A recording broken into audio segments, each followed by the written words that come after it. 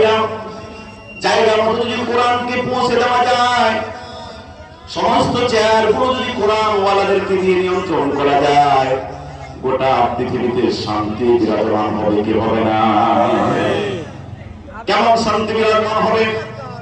নারী নির্যাতিত হবে না, নারী অপমানিত হবে না, চাঁদাবাজি হবে না, টেন্ডারবাজি হবে না, ডাকাতি হবে না, এদেশের টাকা হাজার হাজার কোটি টাকা অন্য দেশে পাচার হয়ে যাবে না। কথা বলেন ঠিক কিনা? কেমন শান্তি! আল্লাহ রাসূল সাল্লাল্লাহু আলাইহি ওয়াসাল্লাম যেভাবে সোনালী সমাজ কায়েম করেছিলেন, আল্লাহ রাব্বুল আলামিন সে কথাটাই কোরআন কারীমের ভিতরে বলেন, লাকাদ মান্নাল্লাহু আলাল মুমিনিনা ইয বা'আসা ফীহিম রাসূলান মিন আনফুসিহিম ইয়াতলু আলাইহিম আয়াতিহি ওয়া ইউযাক্কিহিম ওয়া ইউআল্লিমুহুমুল কিতাবা ওয়াল হিকমা ওয়া ইন কানূ মিন ক্বাবলি লাফী ضلالٍ মুবিন।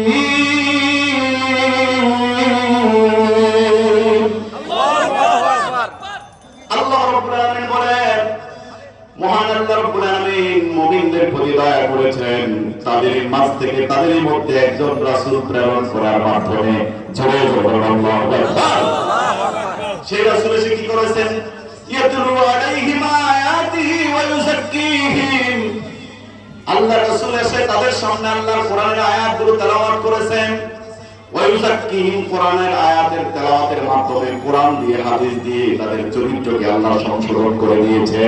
সুবহানাল্লাহ। ওয়া ইউযাক্কিহিম, তাদেরকে পবিত্র করেছেন। এরা ছিল অন্ধকার আচ্ছাদিত তমস্বচ্ছন্ন, এরা ছিল একেবারে যাযাবর, এদেরকে আলোকিত মানুষ করেছেন তিনি হচ্ছেন মুহাম্মদুর রাসূলুল্লাহ সাল্লাল্লাহু আলাইহি ওয়াসাল্লাম। কেমন সোনার মানুষ কায়েম করেছেন, যাদের সম্পর্কে নবী নিজেই বলেন, খায়রুল কুরুনি করনি সুম্মাল্লাযীনা ইয়ালুনহুম সুম্মাল্লাযীনা ইয়ালুনহুম। সর্বোত্তম যুগ হলো আমার যুগ, তারপর হচ্ছে আমার সাহাবীদের যুগ। কিছু সোনার মানুষ তিনি তৈরি করেছেন কোরআন এবং হাদিসের চর্চা করে, ইসলামের শিক্ষায় তাদেরকে শিক্ষিত করেছেন। আল্লাহু আকবার। পবিত্র করেছেন তাদের চরিত্রকে। কেমন যুবক তৈরি করেছেন, একটা এক্সাম্পল ইতিহাস থেকে আপনাদেরকে শোনাই। আপনারা কি আমার সাথে আছেন? আল্লাহ রাসূল সাল্লাল্লাহু আলাইহি ওয়াসাল্লামের জামানায় মদিনার রাষ্ট্রনায়ক বিশ্বনবী সাল্লাল্লাহু আলাইহি ওয়াসাল্লাম, সেই জামানায় একজন তরুণী সুন্দরী রূপসী নারী বাপের বাড়ি থেকে আত্মীয়ের বাড়িতে রওনা করলো। তার সমস্ত শরীরে গহনা অলংকারে সজ্জিত, রূপ যৌবন অন্যদিকে অলংকারে সজ্জিত এই নারী একাকী পথ চলতে লাগলো। কারণ সেই জামানায় কোনো প্রকারের ইফতিজিং ছিল না, নারী অপহরণ ছিল না, দর্শন ছিল না। জোরে জোরে আল্লাহু আকবার। প্রিয় বাবাজিগণ, রাসূল সাল্লাল্লাহু আলাইহি ওয়াসাল্লামের জামানায় সেই নারী যখন রওনা করলেন, হাঁটতে হাঁটতে বাপের বাড়ি থেকে আত্মীয়ের বাড়ি রওনা করলেন। পথ চলতে চলতে সন্ধ্যা ঘনিয়ে আসলো, এখনো আত্মীয়ের বাড়িতে সে পৌঁছতে পারে নাই। পাহাড়িয়া পথ ধরে, মেঠো পথ ধরে হাঁটতে আরম্ভ করলেন। লক্ষ্য করলেন সন্ধ্যা যখন ঘনিয়ে আসছিল, বিকাল ঘনিয়ে যখন সন্ধ্যা, এখনো আত্মীয়ের বাড়িতে তিনি পৌঁছতে পারেননি। ওই বোন লক্ষ্য করলো দূর থেকে একটা যুবক তার দিকে তেড়ে আসতেছে। অনেক দূর থেকে একদম তাগড়া যুবক তার দিকে যখন আগমন করতেছে, এই অবস্থা দেখে ওই বোন অত্যন্ত ভীত সন্ত্রস্ত হয়ে গেলেন। নির্জন এরিয়া, মরুভূমির পথ, পাহাড়িয়া পথ, এই যুবক আমার দিকে কেন আসতেছে?